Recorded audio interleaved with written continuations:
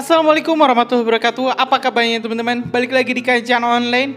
Teman-teman, ada 9 isu yang saat ini sedang panas-panasnya diperbincangkan di Indonesia. Salah satunya terkait Pilkada DKI Jakarta, di mana ini Anies Baswedan diprediksi bakal gagal atau ada usaha penjagalan dirinya untuk maju sebagai kandidat bakal calon gubernur DKI Jakarta tahun 2024. Ya teman-teman, setelah ini partai pengusungnya PKS tak kunjung mendapatkan rekan untuk mengusung Anies Baswedan, dan sedangkan Nasdem sendiri lebih condong ke Kim Plus yang di sini mengusung kandidat calon gubernur yaitu Ridwan Kamil. Teman-teman, hari ini PDIP tentu menjadi salah satu partai yang sangat disorot karena PDIP belum menentukan siapakah calon yang akan dirinya usung. Dan itu teman-teman, ada juga beberapa isu selain pilkada, yaitu terkait undangan Presiden Joko Widodo kepada Ketua Umum PDIP Ibu Megawati Soekarno Putri untuk hadir ke upacara HUT 17 RI yaitu 17 Agustus 2024 di IKN. Dimana teman-teman, hari ini kita bakal mendengarkan langsung ini keterangan dari Sekretaris Jenderal PDIP Hasto Kristianto yang akan menjawab berbagai isu-isu yang saat ini memang sedang hangat diperbincangkan, mulai dari Pilkada DKI hingga retaknya atau bagaimana hubungan sebenarnya Ibu Megawati dan juga Presiden Joko Widodo. Kita bakal langsung simak video selengkapnya teman-teman. Yuk kita simak. Mas Anies sendiri atau dari PDIP apakah mau menggait Mas Anies untuk ke PDIP atau bagaimana? Ya, itu usulan yang juga PDI selalu lakukan terhadap calon-calon yang lain untuk membangun komunikasi politik. Jadi komunikasi politik itu selain oleh pasangan calon, partai juga terdepan di dalam membangun komunikasi dengan partai politik lain. Kami berkomunikasi intens. Saya bersama dengan Pak Said Abdullah beberapa waktu yang lalu sudah bertemu dengan Bapak Muhaimin Iskandar, Bapak Zulkifli Hasan, dan Bapak Mardiono, Bapak Usman Sabta, Bapak Haritanu. Itu dialog terus kami lakukan, termasuk komunikasi melalui telepon dengan Pak Erlangga Hartarto, itu juga kami lakukan. Berarti Anies potensial tidak untuk PDI Perjuangan di Pilkada DKI? Ya, Pilkada Jakarta kan sangat dinamis, sehingga kami selain bergerak itu juga melihat bagaimana pergerakan dari partai politik lain. Tetapi pada akhirnya pengerucutan akan terjadi itu menjelang pendaftaran pada tanggal 27 Agustus. Dari PDI Perjuangan tentu akan mencoba untuk di depan supaya rakyat bisa mengetahui lebih awal terhadap calon-calon mana yang diusung oleh PDI Perjuangan. Dari Ibu ada sinyal hijau untuk Ahok nggak, Pak? Ya, kami optimis karena PDI Perjuangan telah melakukan langkah-langkah persiapan. Besok rekan-rekan pers kami undang untuk meliput pelatihan tim kampanye batch keempat, yaitu di Puncak. Kami akan menyiapkan kendaraan. Ini menunjukkan keseriusan PDI, satu-satunya partai yang sudah menyiapkan pelatihan tim kampanye hingga angkatan keempat, itu adalah PDI Perjuangan. Mas, tadi kalau dikatakan oleh Mas Hasto itu juga berkomunikasi dengan petinggi-petinggi parpol yang termasuk ada di Kim Plus juga nih. Nah, ini apakah dalam komunikasi itu ada memungkinkan PDI Perjuangan ini akan merapat ke Kim Plus gitu dalam komunikasi itu, Mas? Jadi konfigurasi politik setiap daerah ini kan unik. Mereka telah memiliki sejarah ya sesuai dengan aspek-aspek sosiopolitik.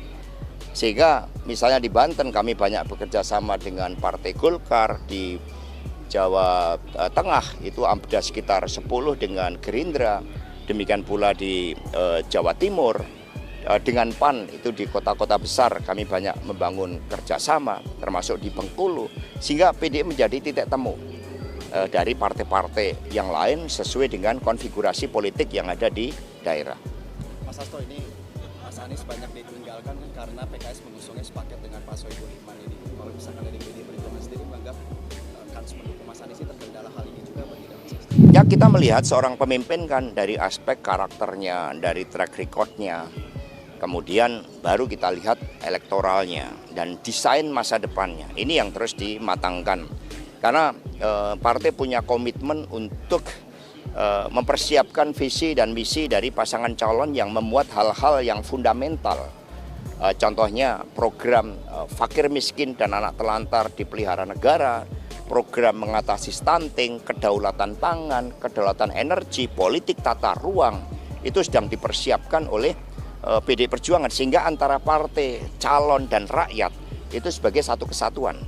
Oke Mas, itu dari PDIP sendiri untuk Pak Ahok kita kemarin bikin acara A3 terus juga mengumpulkan massa untuk membahas isu-isu Jakarta. Dari A3-nya Ahok ini apakah akan menunjukkan sinyal untuk mendukung Ahok? Ya, semua bergerak. Seorang pemimpin tidak hanya dipersiapkan tetapi juga mempersiapkan diri. Jadi seperti ada Pak Anies misalnya, ada Pak Ahok, ada Pak Ridwan Kamil, semua berproses. Dan kemudian dialog antar partai, kemudian bagaimana suara arus bawah, itu yang nanti akan mengerucutkan keputusan politik terhadap paslon. Mas Hasto, tapi PDIP ini akan kekeh mengusung kader saja atau membuka peluang di luar kader? Ya, dalam perspektif ideal, tugas partai adalah untuk mempersiapkan calon-calon pemimpin dari internal partai. Tetapi kami juga harus bersikap objektif, realistik. Maka kami lihat peta politik di setiap daerah. Sekiranya memungkinkan kader internal, itu opsi terbaik. Tetapi bekerja sama dengan partai lain atau mengusung kader yang bisa diterima bersama-sama, itu juga merupakan hal yang baik. Karena kami telah mengambil langkah terobosan pada tahun 2020 terhadap calon-calon yang di luar PDI Perjuangan pun selama diusung oleh partai, itu kami persiapkan dengan sekolah partai. Mas, ini kemarin dari pihak istana kan ada undangan gitu ke mantan-mantan presiden untuk upacara Agustusan di IKN. Nah, apakah Ibu Mega sudah menerima ini dan apakah akan datang di IKN, Mas?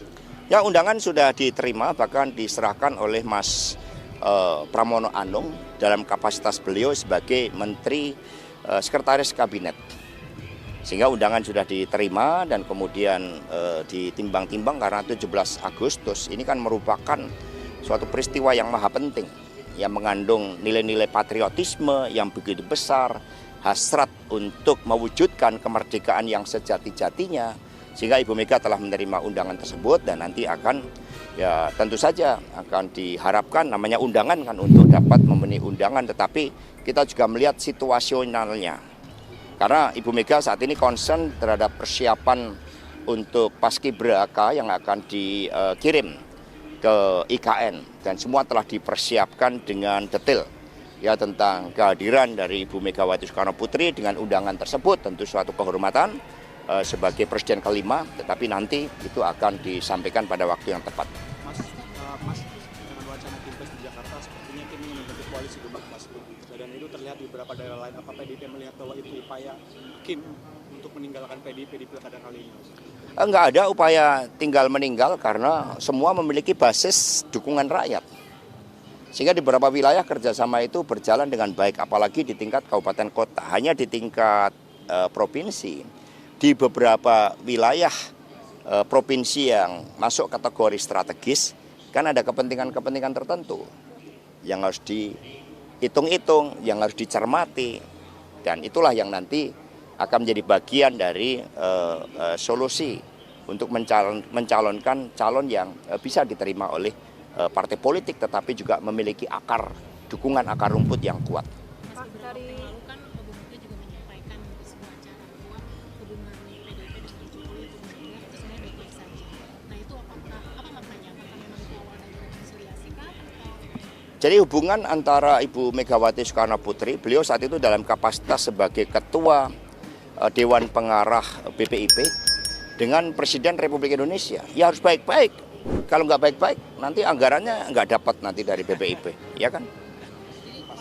Ya konteksnya hubungan antar lembaga negara memang harus mengedepankan hubungan baik. Berarti kalau hubungan antara seorang ketua umum dan seorang mantan kader gitu, itu gimana Mas? Sebagai Ketua Umum PDI Perjuangan, Ibu Mega menjalankan ya seluruh keputusan Kongres, termasuk rekomendasi dari Rakernas kelima partai.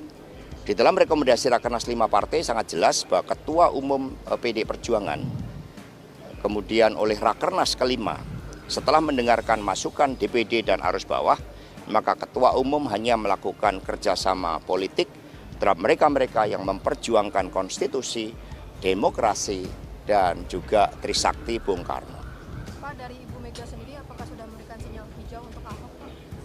Loh, kalau setiap kader partai yang punya potensi, konstitusi memberikan ruang bagi setiap anak bangsa untuk menjadi pemimpin. Itu hak konstitusional yang dimiliki oleh setiap warga bangsa untuk menjadi pemimpin. Jadi konstitusilah yang memberikan ruang hijau, lampu hijau.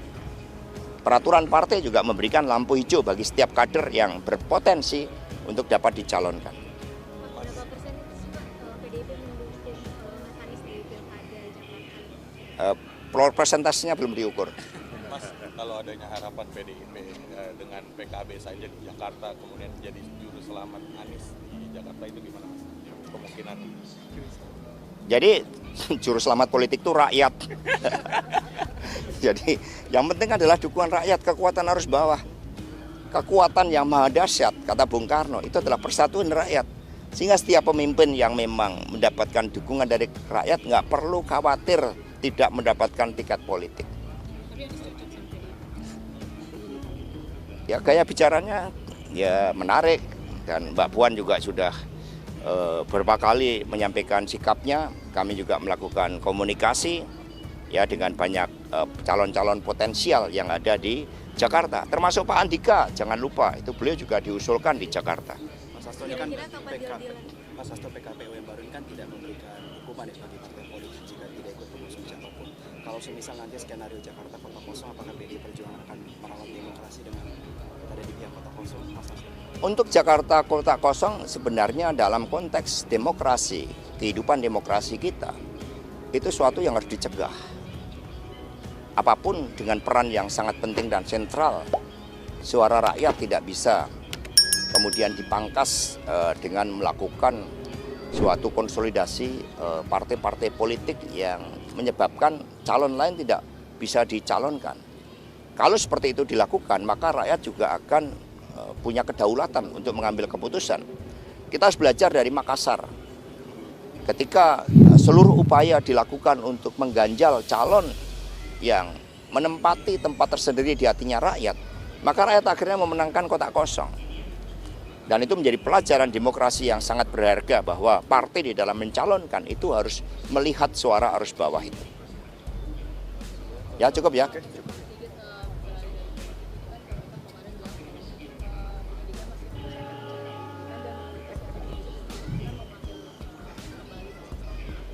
Ya siap, siap untuk dipanggil.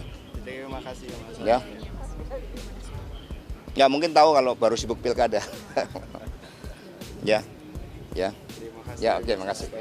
Ya teman-teman, barusan kita telah mendengarkan ini pernyataan langsung dari Sekretaris Jenderal PDIP Hasto Kristianto yang menjawab berbagai hal yang saat ini memang sedang jadi perbincangan banyak pihak, dari mulai pilkada hingga urusan hubungan dari Ibu Megawati dan juga Pak Jokowi.